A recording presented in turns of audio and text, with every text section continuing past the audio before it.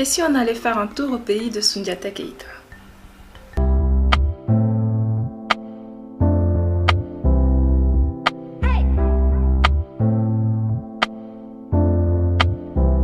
Coucou la team, j'espère que vous allez bien.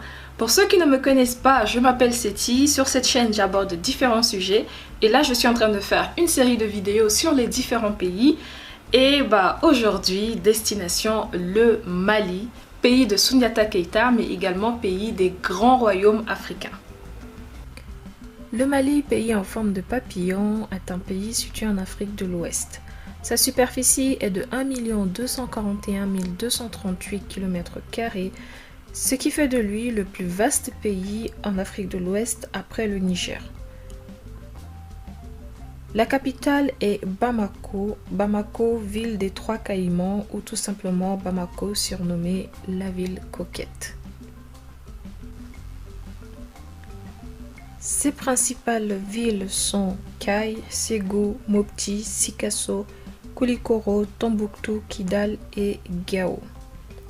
Le Mali est membre de la CEDEAO et de l'Union africaine. Ses principaux produits d'exportation sont le coton, dont il est deuxième en Afrique. Son sous-sol regorge de pierres précieuses et fossiles. Il est d'ailleurs le troisième exportateur d'or après l'Afrique du Sud et le Ghana. Le Mali possède le premier troupeau de bétail de la sous-région et subvient à l'ensemble de ses besoins en céréales sèches. Il a notamment la capacité de devenir la grande puissance agricole de la sous-région. La République du Mali tient son nom de l'ancien empire du Mali fondé par Soundiata Keita. Le Mali est le pays des grands royaumes africains. On va faire un petit tour dans l'histoire pour parler de certains de ces royaumes qui se sont illustrés par leur puissance, par leur richesse et par leur conquête. Au XIIIe siècle, né en Afrique subsaharienne, un nouvel empire sous les ruines de celui du Ghana, fondé par le légendaire Soundiata Keita, l'empire du Mali. L'empire du Mali devient rapidement un État riche et puissant, connecté aux réseaux commerciaux et culturels de l'Afrique, bien au-delà du Sahara, jusqu'au monde musulman. Au XIVe siècle, la réputation du Mansa franchit même la Méditerranée, puisqu'on le retrouve présenté sur le célèbre atlas catalan offert au roi de France Charles V par le roi d'Aragon. Mansa Kanga Moussa, un des successeurs de Soundiata Keita, s'est illustré au XIVe siècle. C'est lui qui est représenté sur l'atlas catalan à la manière d'un monarque d'Occident, assis sur un trône couronné, un spectre à la main et tenant de l'autre main une sphère couleur or. Kanga Moussa était connu pour son grand pèlerinage vers la Mecque, effectué entre 1324 et 1326. Accompagné de milliers de soldats, d'une partie de sa cour et d'une gigantesque caravane pleine d'or, on parle de plusieurs tonnes, l'empereur s'arrêtait chaque vendredi saint dans une ville ou un village et y faisait construire une mosquée. Il aurait dépensé tant d'or qu'il en aurait fait chuter le cours. Avant le règne de l'empire du Mali, il se trouvait l'empire du Ghana. L'empire du Ghana est un ancien royaume africain qui a existé du 3e au 13e siècle. Il se trouve dans la zone frontalière actuelle entre le Mali et la Mauritanie. Sa capitale était Koumbi-Salé. Il est le premier des trois grands empires marquant la période impériale ouest-africaine. L'empire du Ghana s'est développé au 8e siècle avec l'exportation d'or et de sel. Il connaît son apogée au Xe siècle, époque à laquelle il s'étend alors sur un territoire à cheval sur la frontière actuelle entre la Mauritanie et le Mali, comprenant, outre le Ouagadougou, les provinces de Tekrour du Sénégal actuel, du Sosso, du Mandé, du Diarra, les régions aurifères de Bouré, de Bambouk et Oulata. Un autre grand empire dont on peut parler, c'est l'empire Songhai, ou empire des Songhai, qui est un État d'Afrique de l'Ouest ayant existé entre le 15e et le 16e siècle. Le Songhai est à l'origine un royaume qui s'étend au centre du Mali actuel, le long du fleuve Niger. Sous le règne de Soni Alibert, dans la seconde moitié du XVe siècle, le Songhai devient à nouveau un État indépendant qui prend la forme d'un empire. Les deux grandes villes de l'empire Songhai furent Tombouctou et Gao, et son souverain qui s'est le plus illustré, notamment Soni Alibert le Grand. Il a modernisé l'armée, l'a dotée d'une cavalerie puissante capable de se déplacer rapidement en saison sèche et fit construire une flotte de grandes pirogues pour déplacer ses troupes pendant la crue. Je vous invite à vraiment faire des recherches sur les plus grands empires qui ont rythmé la vie du Mali, notamment l'empire du Ghana, l'empire du Mali, l'empire Songhai, le royaume Bambara de Ségou, l'empire Peul du Massina, pour vraiment en savoir plus sur tous ces empires et royaumes qui ont rythmé la vie du Mali.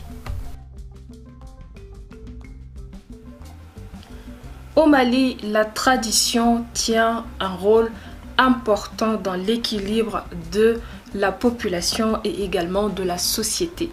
Les populations maliennes ont conservé leur tradition malgré l'esclavage, la colonisation et toutes les guerres qui ont pu suivre. Parmi les peuples qui ont conservé leurs traditions ancestrales, on peut citer. Parmi les peuples qui ont gardé leurs traditions, on peut parler des Dogons. En effet, le pays Dogon est l'un des sites les plus fascinants de l'Afrique de l'Ouest. Les Dogons vivent majoritairement dans la falaise, un monde à part, un univers vertical et structuré. Ils vivent dans une tradition animiste au cœur d'un pays musulman. La falaise de Bandiagara est le repère du pays Dogon.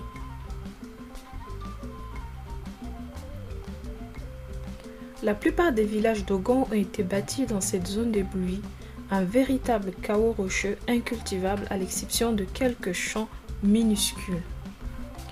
Le pays Dogon est divisé en trois parties, la plaine, le plateau et la falaise. Les Dogons ont su préserver leur culture et leurs traditions au fil des siècles, refusant de céder aux assauts de l'islam. Pour cela, ils se sont retranchés vers les falaises du Bandiagara.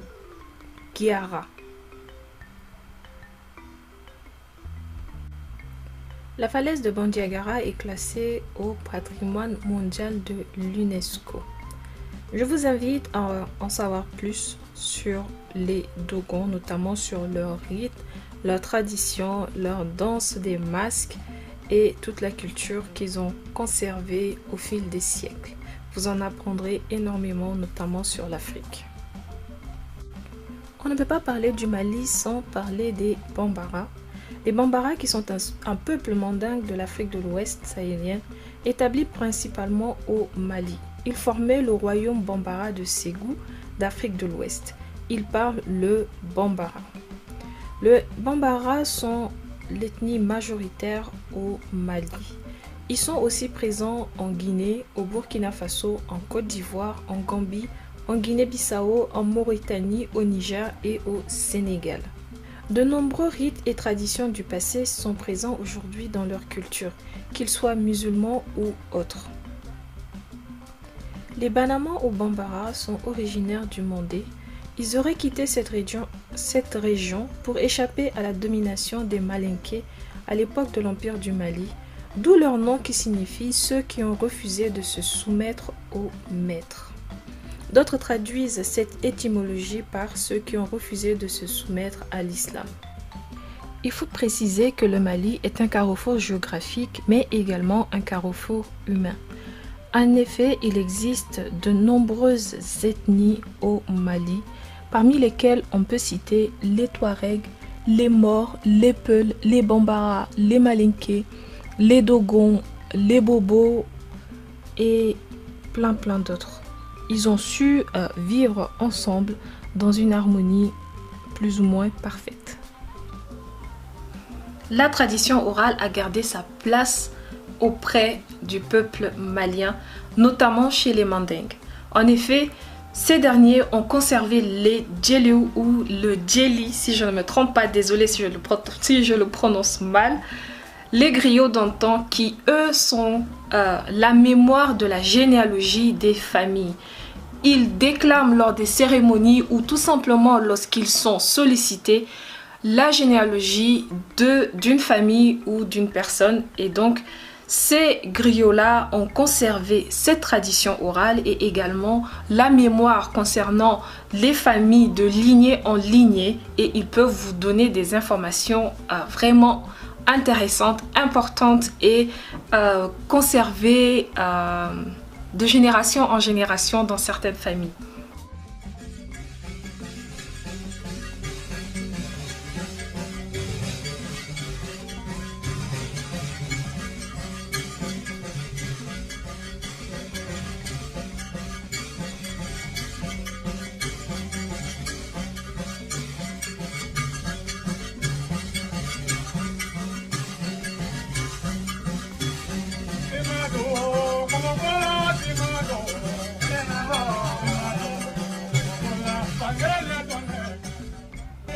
La première qualité qu'on peut accorder aux Maliens, c'est que c'est un peuple hospitalier. L'hospitalité chez les Maliens est une tradition qui est ancrée depuis des générations. Chez les Maliens, vous serez toujours bien accueillis et bien intégrés dans la communauté. Une autre qualité des Maliens, c'est la solidarité. Les Maliens sont un peuple solidaire. La solidarité est inscrite dans l'ADN du Malien.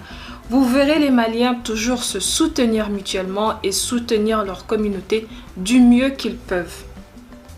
La diaspora malienne est une diaspora qui investit énormément dans le pays, notamment dans des infrastructures telles que les écoles, les dispensaires, les hôpitaux, les routes, surtout en milieu rural. Les Maliens sont des virtuoses de la kora. Si vous suivez les actualités maliennes ou si vous vous intéressez à la musique malienne, vous saurez que la kora tient une place importante. Notamment, il y a une famille qui s'est imposée dans ce domaine, ce sont les Diabaté. Les Diabaté se sont transmis ce art de la kora, de la fabrication à la musique, à la production de la musique avec cet instrument de génération en génération. Dans la famille Diabaté, les virtuoses de la kora qui se sont vraiment illustrées et même à l'international, on peut citer Toumani Diabaté et son fils Sidiki Diabaté. N'hésitez pas à aller écouter certains de leurs morceaux en individuel ou en équipe lorsqu'ils se produisent ensemble. Franchement, moi principalement, j'adore le son que la kora produit, la tradition qu'elle transmet et ce qu'elle représente en tant qu'instrument de musique africain. Les Maliens sont également des entrepreneurs, notamment dans le domaine du commerce. Les Maliens s'investissent énormément dans ce domaine-là. Vous trouverez des Maliens partout dans le monde qui font du commerce, justement avec les différents peuples du monde. Parmi les Maliens les plus connus à l'international, on peut citer Salif Keita, la voix d'or de l'Afrique. Les surnoms n'ont pas manqué pour qualifier la beauté de cette voix unique. Salif Keita, membre fondateur de l'Afropop, est un artiste généreux dont le parcours est marqué par un remarquable mélange des genres qui séduit les publics du monde entier. Sans jamais perdre de vue ses racines les plus profondes, ce prince mandingue n'a de cesse de construire un pont entre l'Afrique et le reste du monde. On peut également citer Rokia Traoré, qui est une chanteuse, auteure, compositrice, interprète et guitariste malienne. Sa discographie se compose de 6 albums sortis entre 1998 et 2016. L'incontournable voix malienne Oumou Sangaré, qui est une célèbre chanteuse et parolière malienne, bien connue sous le nom d'oiseau chantant du Wassoul. En 1998, elle a été nommée commandeur de l'Ordre français des arts et lettres et en 2003, elle a été nommée ambassadrice de bonne volonté de l'Organisation des Nations Unies pour l'alimentation et l'agriculture, FAO. En plus de son travail musical, elle est également active dans les secteurs de l'hôtellerie, de l'agriculture et de l'automobile. J'aimerais en profiter pour rendre hommage à Cheche Dramé, une voix malienne partie trop tôt. Bien sûr, on ne peut pas quitter sans parler des incontournables virtuoses de la kora, Toumani Diabaté et son fils Sidiki Diabaté. Sidiki Diabaté qui est un chanteur, musicien, compositeur, instrumentaliste et producteur malien. Il joue de la kora et d'autres instruments tels que le piano et la guitare.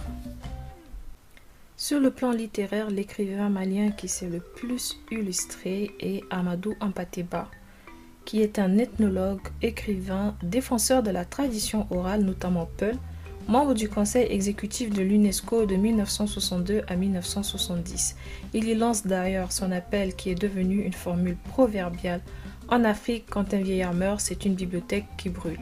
Moi personnellement, c'est mon auteur préféré. Je vous conseille vraiment de lire ses œuvres pour en savoir davantage sur la culture Peul, sur la vie à l'époque coloniale et également sur les enseignements de la vie de l'homme en général avec ses hauts et ses bas dans la tradition africaine. On n'oublie pas Seydou Badian qui est un écrivain et homme politique malien.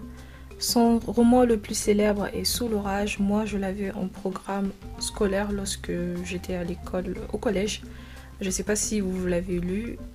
Il a également écrit La saison des pièges, Les dirigeants d'Afrique noire face à leur peuple, Nos sacrés, les dieux du Kouroulamini. Comme pour les autres pays, je n'ai pas tout cité, exprès ou alors parce que je n'en sais pas plus. N'hésitez pas à compléter, à rajouter tout ce que vous trouvez de positif au Mali et sur les Maliens. À la fin, on fera le compte, on verra qui a gagné. Et l'équipe qui aura gagné le challenge, je vais reprendre la vidéo de ce pays-là en prenant en compte tous les commentaires qui ont été cités. Et donc, likez au maximum lorsque quelqu'un fait un commentaire positif que vous trouvez intéressant de remettre dans la vidéo si elle est gagnante. Sur ce, j'espère que cette vidéo vous a plu. N'hésitez pas à liker, à partager au maximum et surtout à me soutenir. J'ai vu que vous vous êtes énormément abonnés et je suis vraiment reconnaissante. Merci pour ce soutien, merci pour cet amour que vous me transmettez. Ça me donne envie de produire encore plus. Prenez soin de vous, prenez soin de vos proches et je vous dis à la semaine prochaine pour une prochaine vidéo.